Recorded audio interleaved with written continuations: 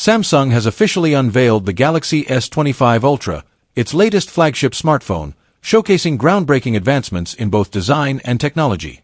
The device integrates cutting-edge artificial intelligence, AI, with its new Galaxy AI system, developed in collaboration with Google's Gemini AI model, ensuring a smarter and more intuitive user experience.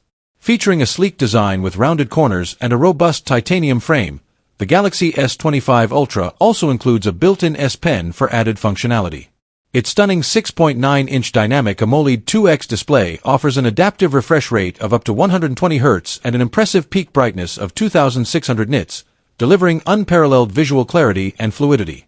The camera system is a standout, boasting a 200MP wide sensor, a 50MP ultra-wide sensor, and telephoto lenses of 10MP and 50MP, enabling high-resolution photography at various ranges. Under the hood, the phone is powered by the Qualcomm Snapdragon 8 Elite processor, ensuring enhanced performance and efficiency. With storage options up to 1 TB, the Galaxy S25 Ultra caters to users with high-capacity needs. Prices start at $1,299.99, making it a premium option for those seeking top-tier features.